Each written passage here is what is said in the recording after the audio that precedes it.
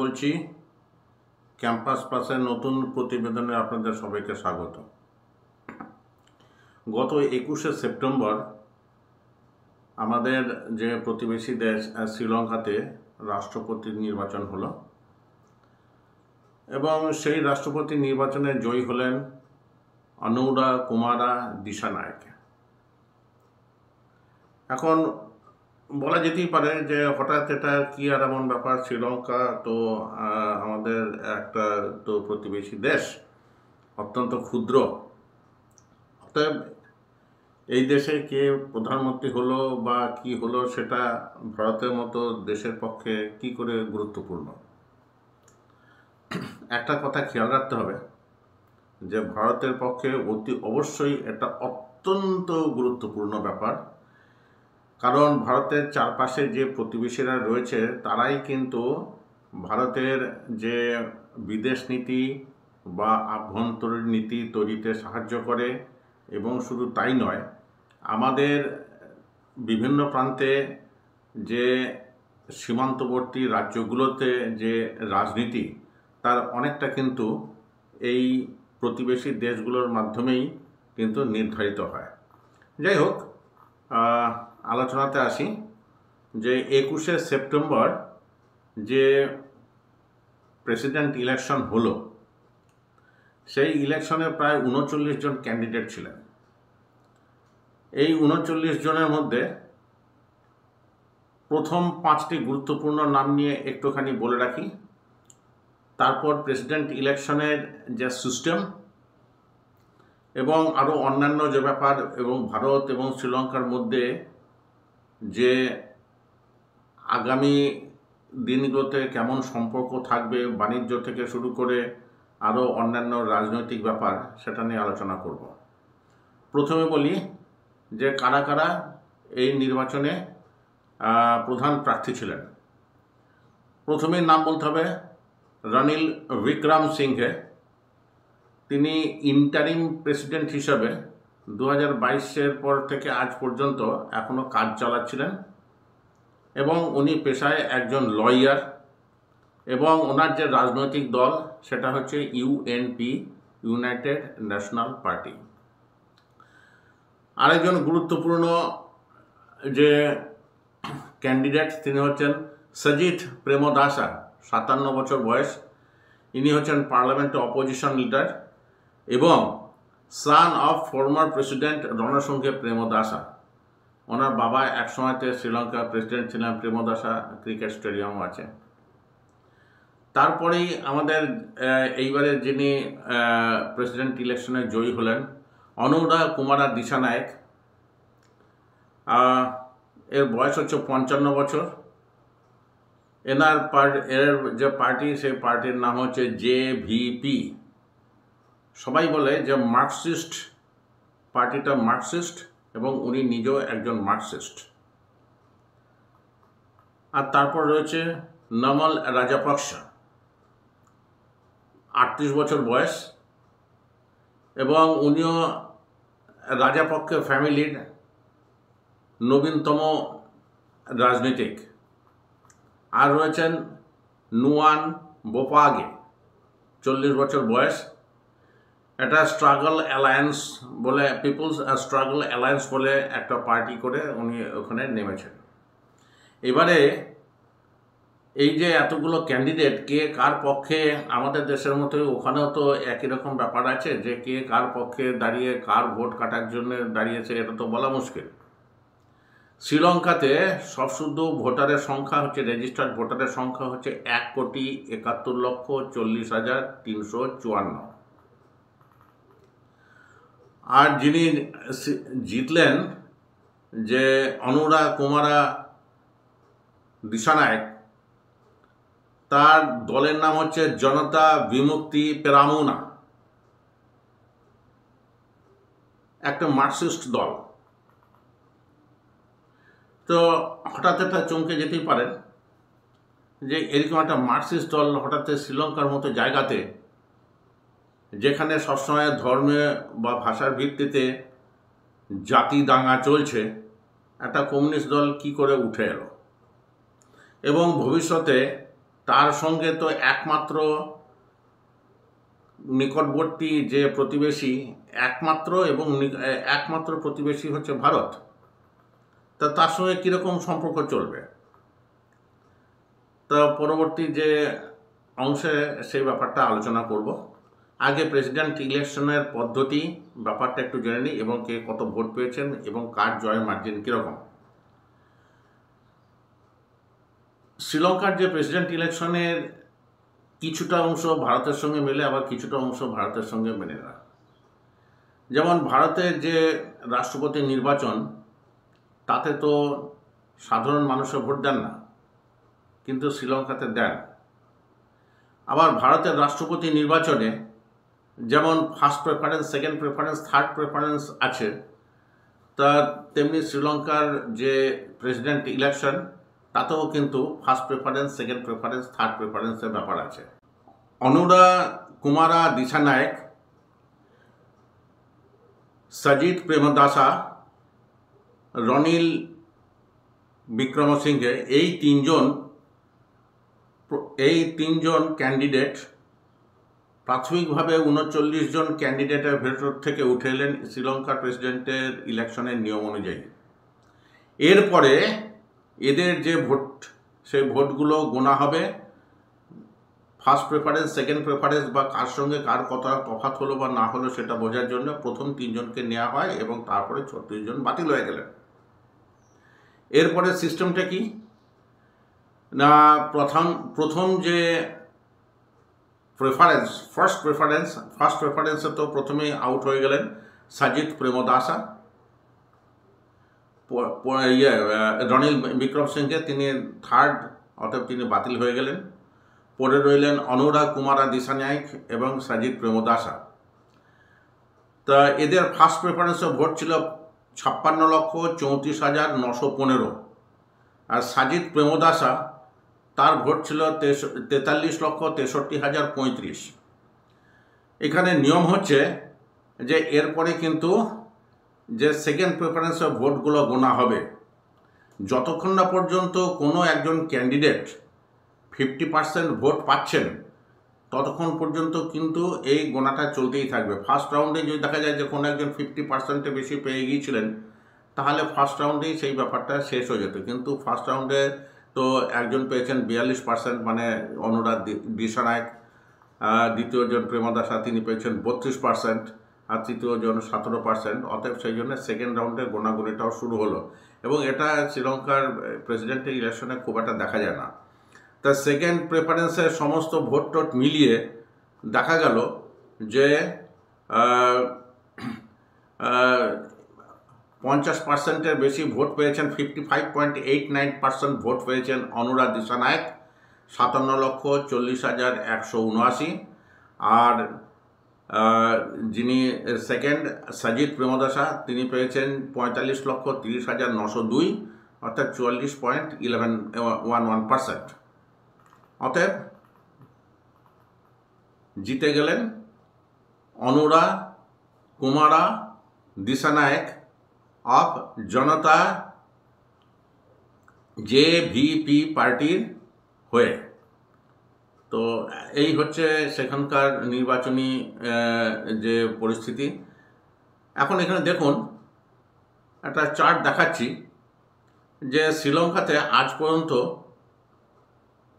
কারা কারা প্রেসিডেন্ট বা প্রাইম মিনিস্টার হয়েছিলেন। প্রেসিডেন্ট কেন বলছি, যে প্রেসিডেন্ট দু রকমের ছিল শ্রীলঙ্কাতে। 94 সালের আগে ছিল নন এক্সিকিউটিভ প্রেসিডেন্ট, মানে আমাদের প্রেসিডেন্টের মতো। পরবর্তীকালে 94 সাল এবং তার পরবর্তীকালে গোটা সিস্টেমটাই কিন্তু প্রেসিডেন্সিয়াল সিস্টেম হয়ে গেল। তো চন্দ্রিকা কুমার তুঙ্গা নভেম্বর 94 থেকে নভেম্বর 2005, 10 বছর, দুটো টার্মে 5 বছর 5 বছর করে। তারপরে এলেন যে পলিটিক্যাল ডাইনাস্টির অন্যতম প্রধান পুরুষ প্যাট্রিয়ার্ক রাজাপক্ষে, মহিন্দা রাজাপক্ষে, 19 নভেম্বর 2005 থেকে 9 জানুয়ারি 2015 পর্যন্ত। তার পার্টির নাম হচ্ছে শ্রীলঙ্কা ফ্রিডম পার্টি। তারপরে জিতে এলেন মৈত্রীপালা ইয়াপা সিরিসেনা, তিনিও শ্রীলঙ্কা ফ্রিডম পার্টি, কিন্তু তার যে কোয়ালিশন তার নাম ছিল ইউপিএফএ। তারপর তো মনে আছে গোতাবায়া রাজাপক্ষে, এই রাজাপক্ষে ফ্যামিলিরই সব। 18ই নভেম্বর 2019 থেকে 14ই নভেম্বর 2022 পর্যন্ত তিনি ক্ষমতায় ছিলেন। তো তিনি কিন্তু একটু পার্টির নামটা পাল্টে দিয়ে নাম দিলেন শ্রীলঙ্কা পদুজানা পেরামুনা। কিন্তু 2022 সালে সেই যে রাষ্ট্রপতি ভবনে যে বিক্ষোভ এবং যে গণ অভ্যুত্থান হয়েছিল, তার ফলে এই গোটাবায়াকে দেশ ত্যাগ করতে হয় এবং যে ইন্টারিম যে অ্যারেঞ্জমেন্ট, সেই ইন্টারিম অ্যারেঞ্জমেন্টে রনিল বিক্রম সিংহে এবারের নির্বাচনে যিনি তৃতীয় হয়েছেন, তিনি তখন কার্যকরী প্রেসিডেন্ট হিসেবে শপথ গ্রহণ করেন। 2022-এর জুলাই থেকে এই গত 21শে সেপ্টেম্বর পর্যন্ত তিনি ছিলেন প্রেসিডেন্টের পদে এবং তার পার্টির নাম হচ্ছে ইউনাইটেড ন্যাশনাল পার্টি। এরপরেই আমাদের এই শ্রীলঙ্কার যে নবনির্বাচিত প্রেসিডেন্ট অনুরা কুমারা দিসানায়েক 23শে সেপ্টেম্বর যিনি শপথ গ্রহণ করেছেন। পার্টির নাম জনতা বিমুক্তি পেরামুনা। তো এইখানে একটা মজার কিছু স্ট্যাটিস্টিক্স না দিলে শ্রীলঙ্কার পলিটিক্সটা কিন্তু বোঝা যাবে না। এই যে রাজাপক্ষে ফ্যামিলি, এই রাজাপক্ষে ফ্যামিলির প্রায় প্রত্যেকেই দাদু থেকে নাতি বা নাতনি কোনো না কোনোভাবে minister, MP, prime minister, president, বড় বড় পজিশনের যে মানুষজন, এই যে at the height of their power 4 brothers from Sri Lanka Rajapaksa dynasty held the presidency and prime minister office as well as finance, interior, defense portfolios among others.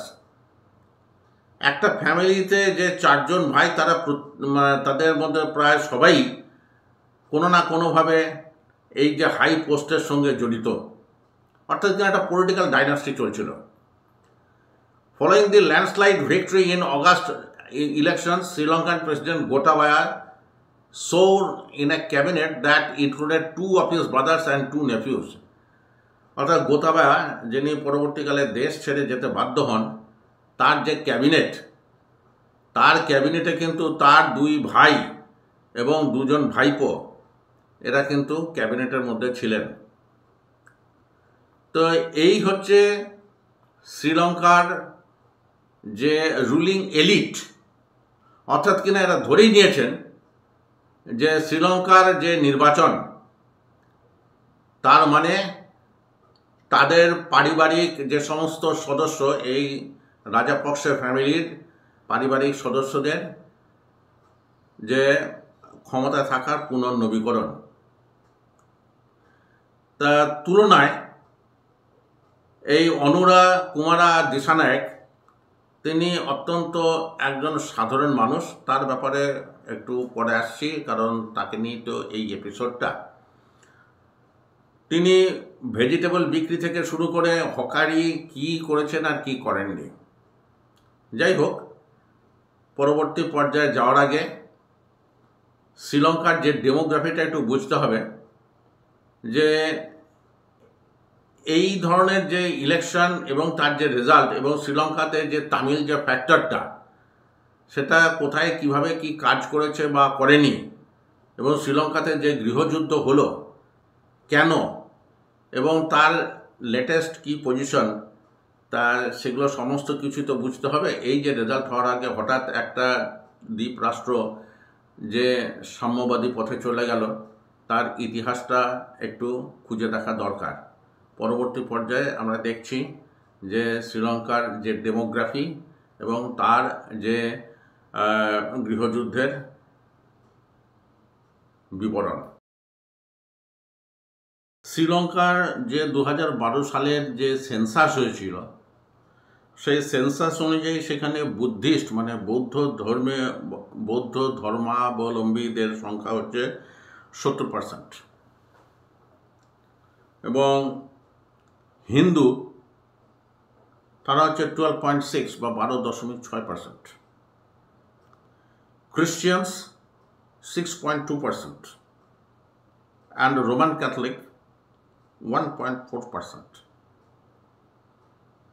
এবং আরও অন্যান্য আছে, তাদের মধ্যে মুসলিমরাও আছেন, তারাও সংখ্যায় অল্প কিছুটা আছেন। তো বুদ্ধিস্টরা তারা নিজেদেরকে সিংহলি বলে মনে করেন এবং তারা সিংহলি ভাষাতে কথাবার্তা বলেন। আর এই যে হিন্দু এবং ক্রিশ্চিয়ান, এরা কিন্তু মেইনলি তামিল। শ্রীলঙ্কাতে মোটামুটিভাবে শ্রীলঙ্কার মূল ভূখণ্ডকে 3 ভাগে ভাগ করা যায়। একটা হচ্ছে উত্তরে, যার রাজধানী হচ্ছে জাফনা। রাজধানী ঠিক না, তার প্রধানতম শহর হচ্ছে জাফনা। আর ওদিকে রয়েছে Colombo, eastern Province, southern Province এবং নর্দার্ন প্রভিন্স। তো এই যে শ্রীলঙ্কার যে নর্দার্ন প্রভিন্স এক সময়তে এরা ছিল পর্তুগিজদের আন্ডারে। সেটা হচ্ছে মোটামুটি 1505 সালের ঘটনা, এবং পর্তুগিজরা ওখানে মোটামুটিভাবে জাফনাতে ঘাঁটি গেড়েছিল 1619 সাল থেকে 1658 সাল পর্যন্ত। তারপরে পর্তুগিজরা চলে যাওয়ার পরে ক্ষমতায় আসে, রাজ্য দখল করে ওলন্দাজরা, যাদেরকে আমরা বলি ডাচ, এবং এরাও প্রায় 1800 সাল পর্যন্ত এখানে রাজত্ব করে গেছে। তারপর এসছে এই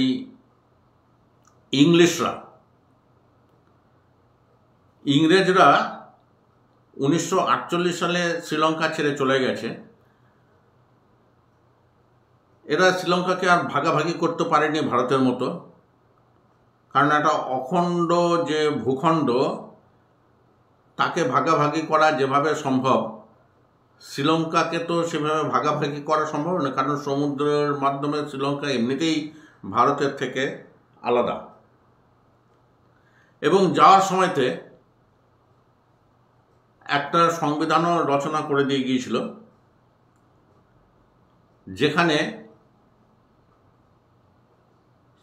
কিন্তু তামিল এবং যে সিংহলি, এদের মধ্যে তেমন কোনো সাম্যের ব্যাপার ছিল না। এবং তামিলরা 2 ভাগে বিভক্ত। একটা হচ্ছে যাকে বলে সিংহলি তামিল, আরেকটা হচ্ছে আপ কান্ট্রি তামিল। সিংহলি তামিল মানে যেখানে যারা ওখানে শতবর্ষের পর শতবর্ষ ধরে যারা ওখানে আছেন, তাদেরকে বলে সিংহলি তামিল। আর যারা ব্রিটিশরা যাদেরকে শ্রমিক হিসেবে তামিলনাড়ু এখান থেকে নিয়ে গিয়েছিল, তারা হচ্ছে আপ কান্ট্রি তামিল। তো শ্রীলঙ্কা স্বাধীন হওয়ার পরে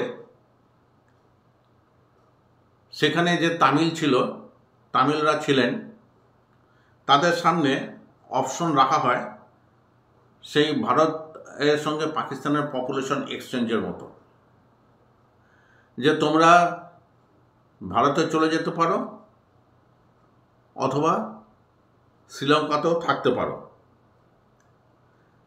তো শ্রীলঙ্কাতে যারা পুরনো যারা তামিল, অর্থাৎ যারা সিংহলি তামিল, তাদের মধ্যে বহুজনে, এক জায়গাতে স্ট্যাটিস্টিক্স দেখছিলাম, প্রায় 4,70,000 তামিল কিন্তু ঠিক করেন যে তারা শ্রীলঙ্কাতেই থেকে যাবেন, এবং 5 লক্ষ তামিল, তাদের মধ্যে হয়তো আপ কান্ট্রিও আছে। এইভাবে তো একজন মানুষকে তো ওইভাবে আপ কান্ট্রি বা সিংহলি তামিল ওইভাবে তো সবসময় তো আর ডিমার্কেট করা যায় না।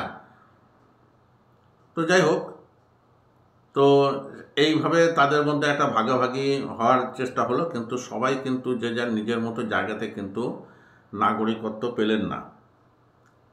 1980 শেষে দেখা গেল 86,000 তামিল তখনও ভারতের পাসপোর্ট পাননি, নাগরিকত্ব পাননি। ভারত সরকারও জানিয়ে দেয় যে এগ্রিমেন্ট তো আর চিরকাল চলতে পারে না, তার একটা লাইফ পিরিয়ড আছে, সেটা শেষ হয়ে গেছে, কাজে সেই এগ্রিমেন্ট অনুযায়ী এখন আবার পপুলেশন এক্সচেঞ্জ করা সম্ভব না। পরবর্তীকালে দেখা গেল যে 2000 সাল নাগাদ 3 লক্ষ তামিল যারা শ্রীলঙ্কাতে রয়েছেন তারা কিন্তু স্টেটলেস, অর্থাৎ তারা কিন্তু রাজ্যহারা, তাদের না এখানকার না ওখানকার। 2003 সালে তামিলনাড়ু সরকার, শ্রীলঙ্কা সরকার একটি অ্যাক্ট করে বলে যে যারা যারা ভারতীয় পাসপোর্ট হোল্ডার কিন্তু শ্রীলঙ্কাতে থাকতে চান তারা তাদের অপশন দিন, তাদের ব্যাপারটা দেখা হবে, তাদের শ্রীলঙ্কার যে নাগরিকত্ব সেটা দেওয়ার ব্যাপারটা ঠিক হবে। কিন্তু এটা সত্ত্বেও আইন একরকম হয় আর তার প্রয়োগ আরেক রকম। এবং শ্রীলঙ্কার যে প্রথম প্রাইম মিনিস্টার স্টুফেন সেনানায়েকে, তিনিও বলেছিলেন যে তামিল এবং যে এই সিলনিজ এদের মধ্যে কোনো বিভাজন করা হবে না। কিন্তু যারা সংখ্যায় 70%, তারা তো কখনোই চাইবেন না যে সংখ্যালঘুদের সঙ্গে একই পংক্তিতে বসতে এবং একই সুযোগ সুবিধা নিতে। ফলে যেরকম একটা প্রতিশ্রুতিতেই থেকে গেল এবং শুরু হলো জঙ্গিপনা। একদিকে সরকার বলছেন যে গোটা সিস্টেমটা সিংহলিজ হবে, অর্থাৎ কিনা ন্যাশনাল ল্যাঙ্গুয়েজ সিলনি, তারপরে ইউনিভার্সিটি বা বিশ্ববিদ্যালয়ে ঢোকার সময়তে যে সমস্ত পদ্ধতি সেটা কিন্তু সিংহলি যে পরীক্ষার মাধ্যমে সেটা ঠিক হবে, চাকরি বাকরি সেখানেও কিন্তু একটা বৈষম্য, এবং এটা থেকেই শুরু হলো কিন্তু এই সিংহলি ন্যাশনালিজম ভার্সাস তামিল ন্যাশনালিজম। এখন যদি কেউ বলেন যে এরা অনুপ্রবেশকারী, তা তো না। যারা শতবর্ষের পর শতবর্ষ ধরে একটা রাজ্যে বাস করছেন তাদেরকে তো অনুপ্রবেশকারী বলা যাবে না। কিন্তু যেহেতু তারা সংখ্যায় সিলনিস্টদের থেকে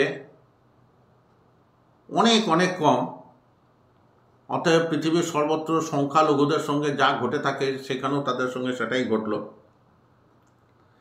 এবং তারপর থেকেই কিন্তু পৃথক রাজ্যের দাবিগুলো উঠল, এবং কখনো কখনো সেটাকে স্বায়ত্তশাসন, কখনো কখনো কিছু ডিস্ট্রিক্ট কাউন্সিল বা কিছু প্রভিন্সিয়াল যে অটোনমি দিয়ে সেটাকে চেপে রাখার চেষ্টা হয়েছিল। কিন্তু এই বুদ্ধিস্ট যে সিলনিজ এবং তাদের যে পৃষ্ঠপোষক যে সরকার, তামিলরা কখনো শ্রীলঙ্কায় ক্ষমতায় থাকেনি, কাজে কোনো জিনিসকে কন্ট্রোল করার তার কোনো ক্ষমতা ছিল না। অত্যাধুনিক যে LTTE, লিবারেশন তামিল টাইগার ইলম, এই তামিল ন্যাশনালিজমের একটা ফসল। তারা কিন্তু যেহেতু রাষ্ট্রীয় ক্ষমতায় তারা নেই, অতএব তারা নিজেদেরকে একটি জঙ্গি গেরিলা সংস্থা তৈরি করে সেই তাদের দিয়ে শ্রীলঙ্কার যে তামিলদের স্বার্থ রক্ষার জন্য তারা তাদের তথাকথিত বিপ্লবে নিয়োজিত হয়। এবং এর ফলে যে সিলনিস সিংহলীদের সঙ্গে, সিংহলী মানেই হচ্ছে শ্রীলঙ্কা সরকার, তাদের সঙ্গে এলটিটিইর চলতে থাকে দশকের পর দশক ধরে এই সাংঘাতিক ধরনের রক্তক্ষয়ী যুদ্ধ। সেখানে দুপক্ষেরই হতাহত হয়তো হয়েছে, কিন্তু সংখ্যার বিচারেও অত্যন্ত সংখ্যালঘু এই তামিলরা কিন্তু সবথেকে বেশি সাফার করেছেন এবং ভারতে তারা অনেকে আশ্রয় নিতে বাধ্য হন, এবং সেটাও লাখে লাখে। এবং ভারত সরকারের পক্ষে যখন এই তামিল যে রিফিউজিদের সমস্যাটা যখন সামলানো মুশকিল হয়, তখন ক্ষমতায় ছিলেন রাজীব গান্ধী। তার সঙ্গে শ্রীলঙ্কা সরকারের একটা চুক্তি হয়। সেই চুক্তি অনুযায়ী শ্রীলঙ্কাতে কিছুটা পরিমাণে স্বায়ত্ত শাসন দিয়ে এই তামিলদেরকে একটু সন্তুষ্ট করার চেষ্টা করা হয়, কিন্তু এলটিটি সেই প্রস্তাবে সাড়া দেয়নি। কিন্তু তা সত্ত্বেও সেখানকার প্রভিন্সিয়াল যে নির্বাচন সেটা হলো, এবং সেখানে এলটিটি অংশগ্রহণ না করলেও কিন্তু ইপিএলএফ যে সংগঠনটা, তারা এই নির্বাচনে অংশগ্রহণ করে এবং অংশগ্রহণ করে তারা জেতেও। কিন্তু চুক্তির অপর অংশ অনুযায়ী ভারত থেকে কিন্তু একটি শান্তি রক্ষাকারী একটা দল পাঠানো হয়, সামরিক আইপিকেএফ। তাই এলটিটির প্রধান অভিযোগ যে শ্রীলঙ্কা সরকারের হয়ে ভারতের যে আইপিকেএফ তারা কাজ করবে কেন। এটা নিয়ে ভারতের সঙ্গে, ভারত সরকারের সঙ্গে এলটিটির বিশাল মতপার্থক্য হয়, এবং পরবর্তীকালে রাজীব গান্ধীর যে দুঃখজনক পরিণতি সেটাও দেখেছি, এবং শ্রীলঙ্কার যে প্রেমদাসা যে রাষ্ট্রপতি ছিলেন তার পরিণতিও দেখেছি। তারপরে শ্রীলঙ্কান সরকার তাদের সমস্ত শক্তি দিয়ে এই এলটিটি বিনাশে ব্যস্ত থাকেন। মধ্যখানে একবার সাময়িক একটা যুদ্ধবিরতি হয়েছিল, এবং পশ্চিমের বিভিন্ন দেশ সবশুদ্ধ $400 কোটি সেখানে ইনভেস্ট করেছিল ফর রিকনস্ট্রাকশন অফ শ্রীলঙ্কা। কিন্তু তারপর আবার যে কেসেই শেষ পর্যন্ত 2009 সাল নাগাদ এই যে গৃহযুদ্ধ শেষ হয়, এবং গত 15 বছর ধরে এই তামিল যে উগ্রপন্থী এই ব্যাপারটা বা শ্রীলঙ্কার যে সরকার, তাদের সঙ্গে কোনো সংঘর্ষের খবর এখনো পর্যন্ত কিন্তু পাওয়া যাচ্ছে না। মনে হয় সাময়িকভাবে হলেও আপাতত শান্তি ফিরে এসেছে, এবং এই শান্তির ফলেই এবারে কিন্তু মেইন স্ট্রিম পলিটিক্সের দিকে এখন সবার নজর। অর্থনৈতিক উন্নয়ন, রাজনৈতিক ইস্যুগুলোর সমাধান, এই সমস্ত এর পরিপ্রেক্ষিতেই কিন্তু গত 15 বছরের ব্যাপারটাকে হিসেব নিকেশ করে দেখতে হবে যে কি থেকে কি হলো। এই যে পরবর্তী পর্যায়ে সেটাই আলোচনা করব।